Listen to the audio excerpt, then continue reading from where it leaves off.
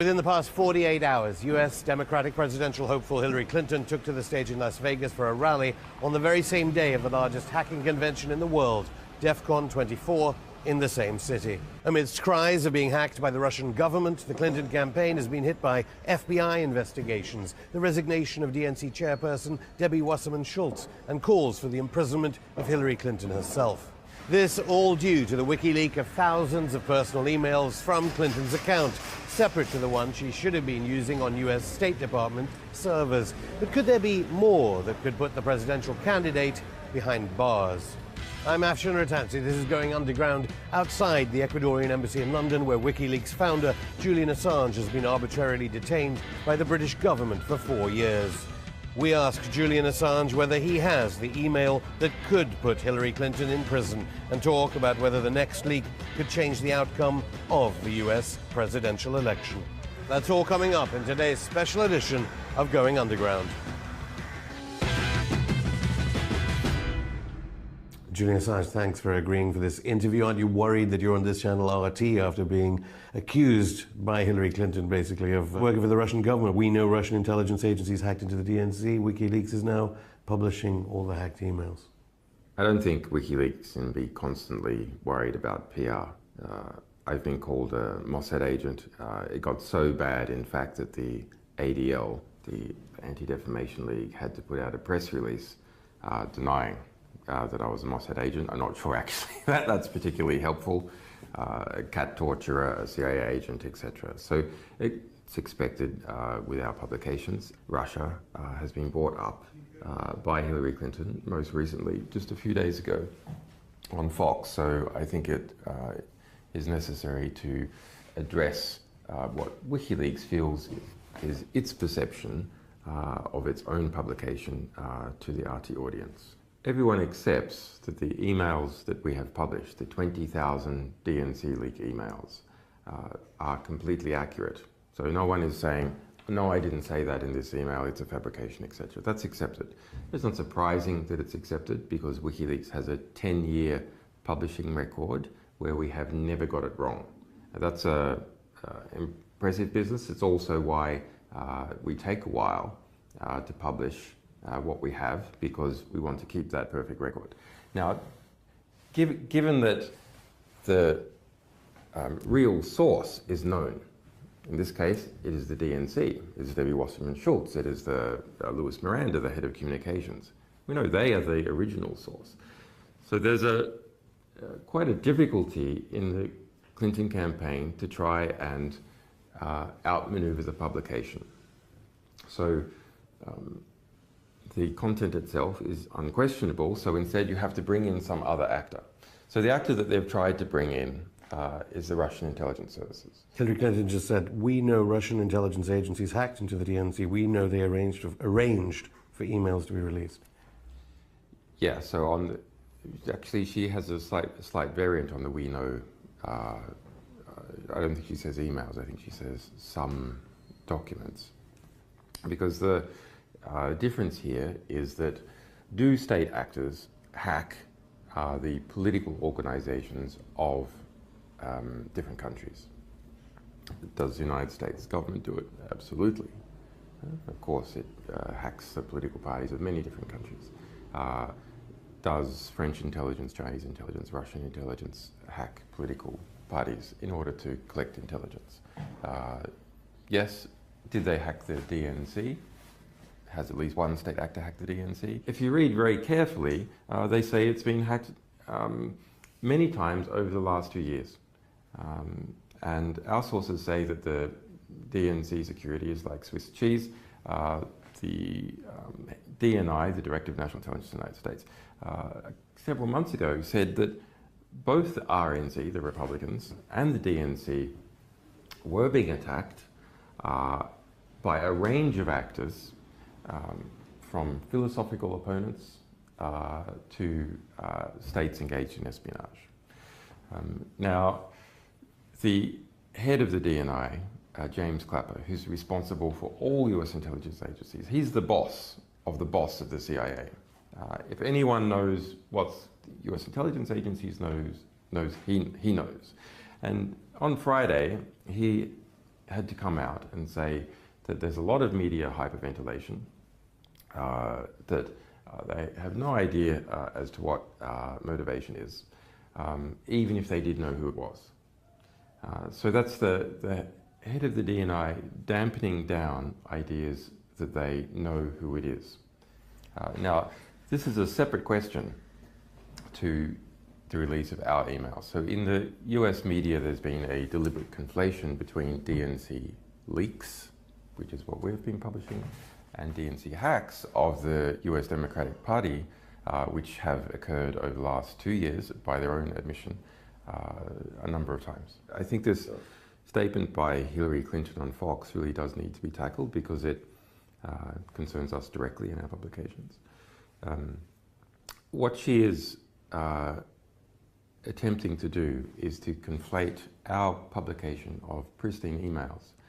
No one in the Democratic Party argues that even a single email is not completely valid. It hasn't been done.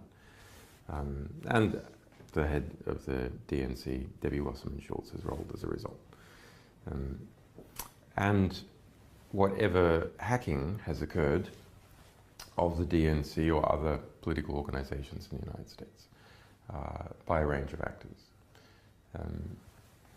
Now, in the middle, we have something which is the publication by other media organizations of information purportedly from the DNC, and it seems to be the case.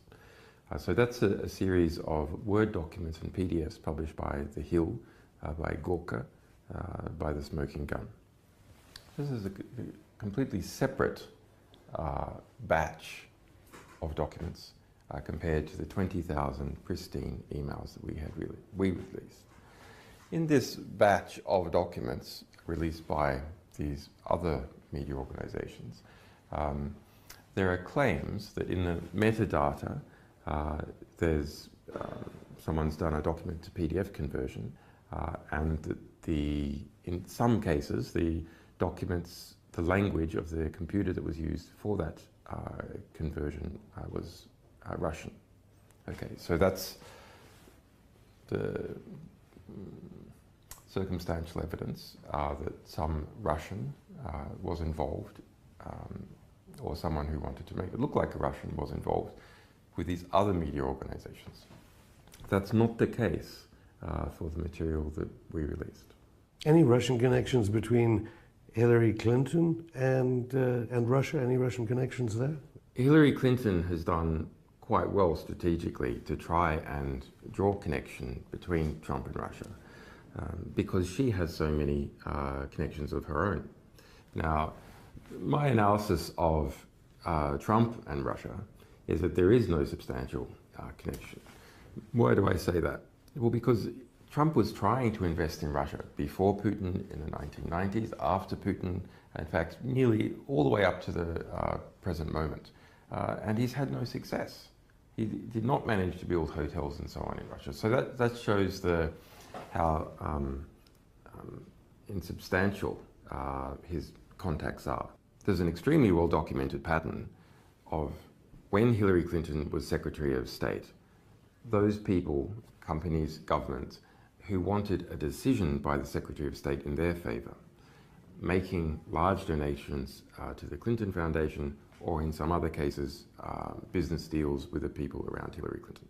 Now, one particular instance is the approval by Secretary Clinton of selling 20% of the US uranium reprocessing rights to a Russian company to be exported to Russia. So at that time, a large donation was made by those Russian interests to the Clinton Foundation. In addition, Clinton's campaign manager, Podesta, was on the board of a company called Juul Unlimited. And Juul Unlimited held some of these rights and received a $35 million investment from Russia.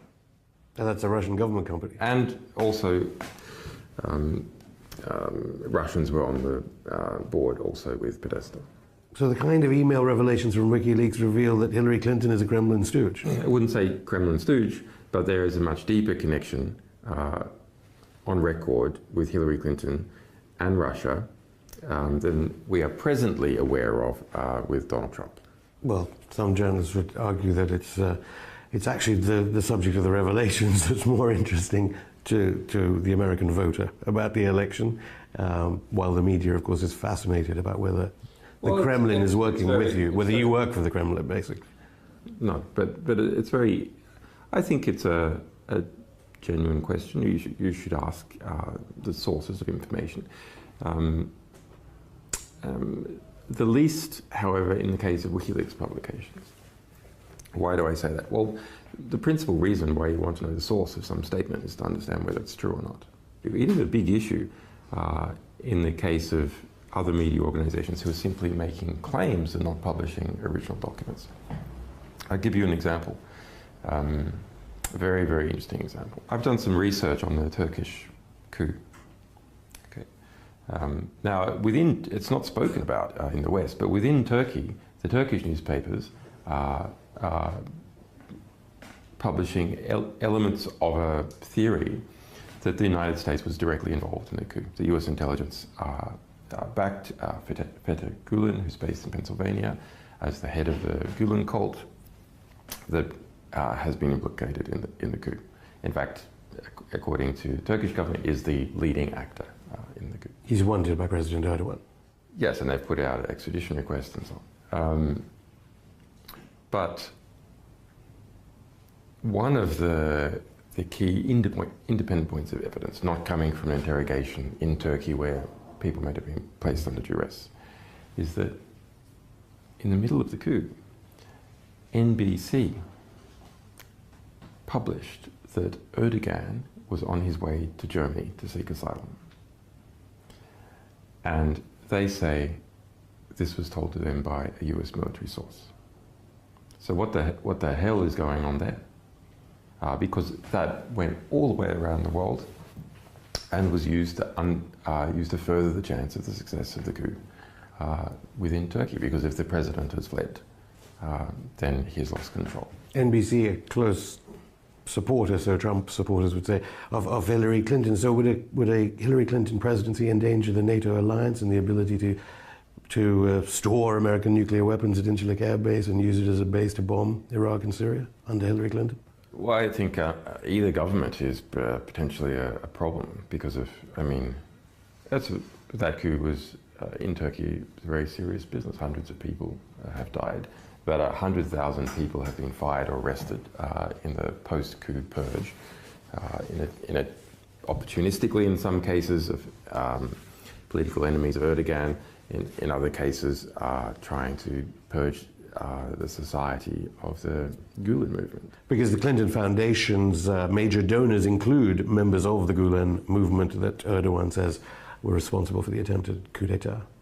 Right, so I mean, Erdogan's going to look at that and treat Clinton suspiciously. But I mean, you know, regardless of who becomes president of the United States, you have an extremely large bureaucracy, intelligence bureaucracy, that has its own mind in things. So he's going to look, unless Trump is elected and engages in a significant purge of the CIA, for example, I think Erdogan will continue to view it very suspiciously, especially as long as we've got Fethullah Gulen being protected in Pennsylvania. Julian Assange, thanks. We'll have more from Julian just after this break.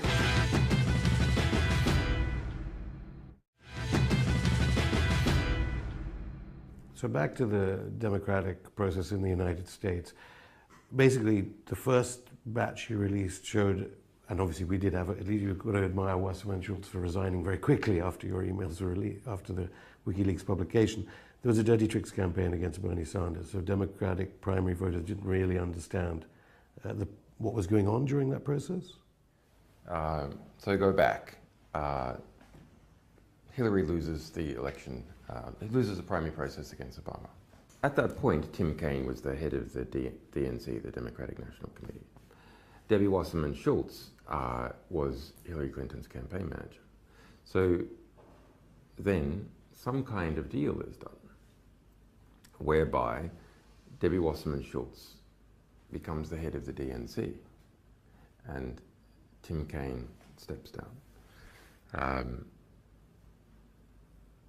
Now, if you're Hillary and you're thinking strategically that you're going to run again in 4 years or 8 years, to have your campaign manager as head of the DNC, controller of the, if you like, the regulator who's regulating the nomination competition, is a huge strategic advantage. Okay, so that now let's wind forward, and the 20,000 DNC leak emails that we released. Okay, so they're from Debbie Wasserman Schultz, head of the DNC, and 6 other prominent people, finance, communications, and so on. And so what they show is that within the DNC there was a unity of the most senior people, including Debbie Wasserman Schultz, to act against Bernie Sanders in the nomination process and for Hillary Clinton.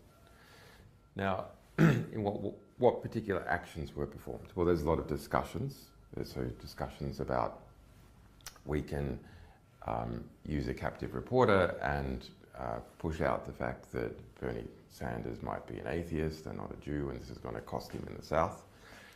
And where MSNBC, on its most influential morning program, Morning Joe, was defending Bernie Sanders, then Debbie Wasserman Schultz called up the president of MSNBC. Amazingly, this is not reported in the US media.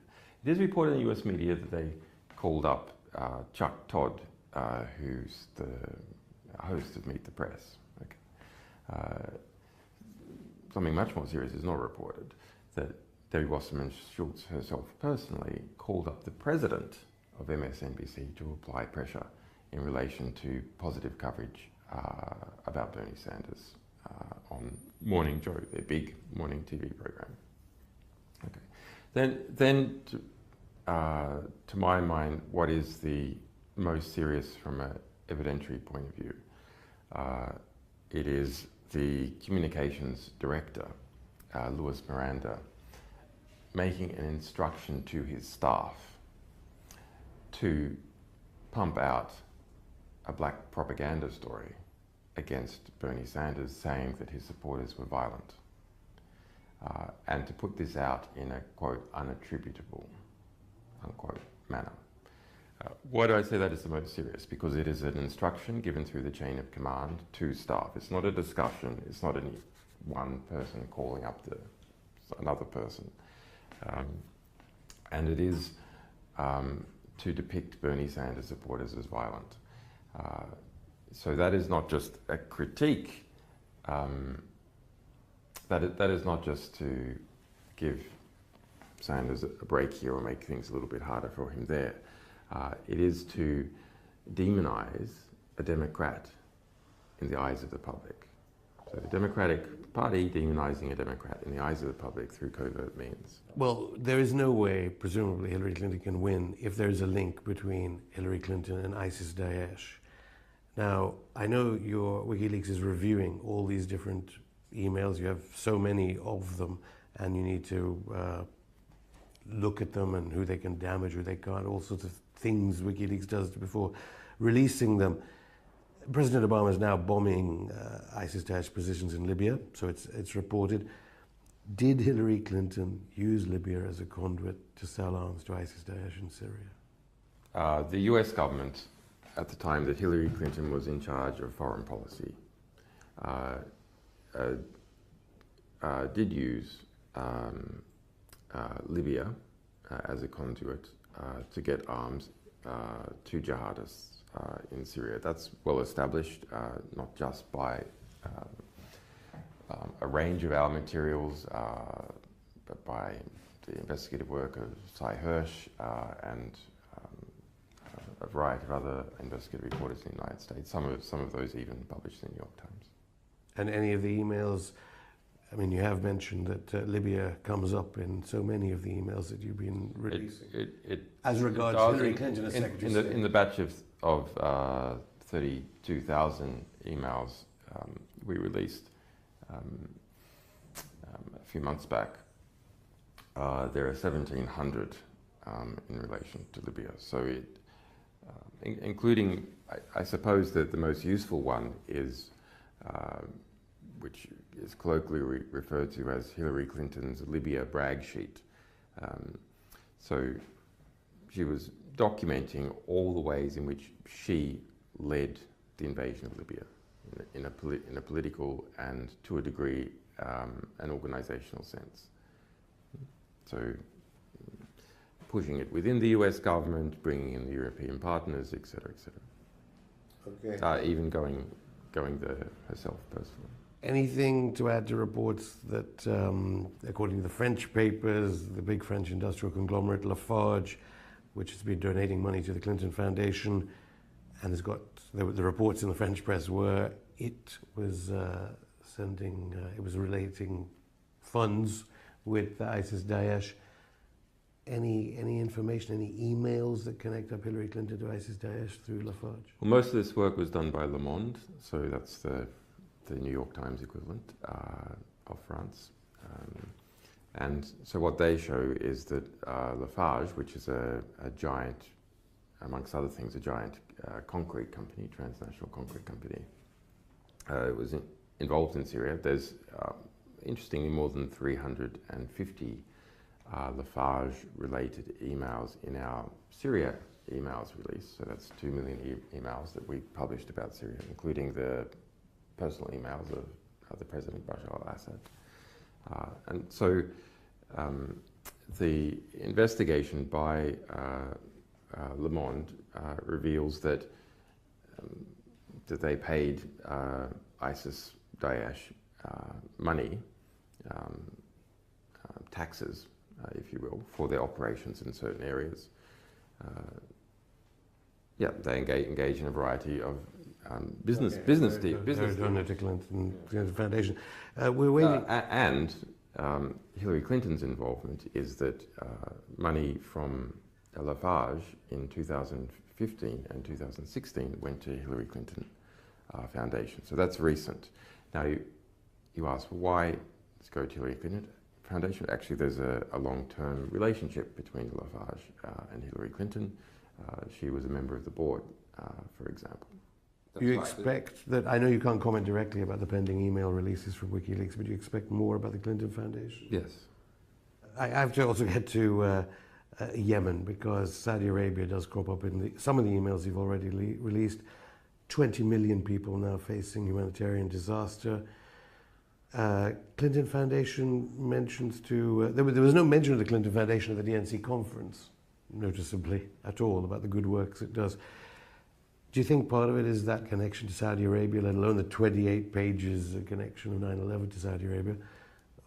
What is the connection between Hillary Clinton and Saudi Arabia that certainly got Israel angry? Well, it's extensive. I mean, the relationships between Hillary Clinton and Saudi Arabia, between the Clinton Foundation and Saudi Arabia. Saudi Arabia is probably the largest single donor to the Clinton Foundation.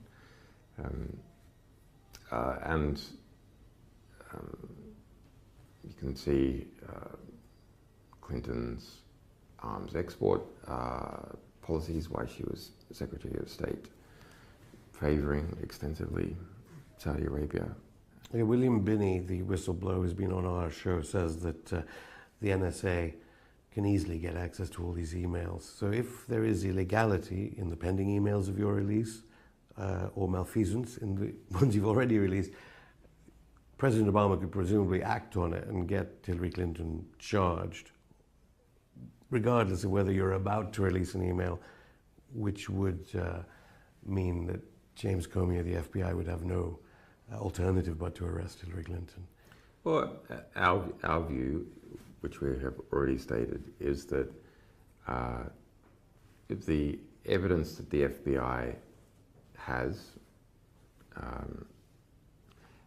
is enough for a grand jury to indict already. That's not hard. It's actually saying that a grand jury will indict a ham sandwich if instructed to do so. Exactly. But which I'm having, because I have a grand jury myself, a federal grand jury in Washington D.C. I'm well aware of what they're like. But The prosecutor has to ask the grand jury to indict. And the prosecutor doesn't ask, the grand jury won't indict. So that's the basic problem. Do you believe she can win, given the emails you've so far not Can she win the election? That's an interesting question. I wouldn't be willing to say so far. And just one last question, away from the US presidential elections. It's 5 years since Mark Duggan was shot to death by British police. Of course, Black Lives Matter in the United States has come to the fore partly because of evidence gained via technology, mobile phone footage. What message would you have for Black Lives Matter, both in the United States and here in Britain? Well, it's transparency. I mean, the transparency in relation to DNC leak, which took the head of Debbie Wasserman Schultz, head of the Democratic Party, that came from us presenting to the public pristine, original documentation of what people were doing. And the Black Lives Matter movement has come up, yes, by hard work for activists, but the core of what is driving it is footage that is undeniable, that everyone, it's not a matter of do you believe the police, do you believe the friends of the person who was shot, the witnesses. No, there's undeniable footage of exactly what has occurred, and that is not only stimulating parts of the black community. I think the black community has understood this for all too long, actually. But it's stimulating enormous acceptance and sympathy outside the black community because their argument is proven. Julian Assange, thank you. You're welcome.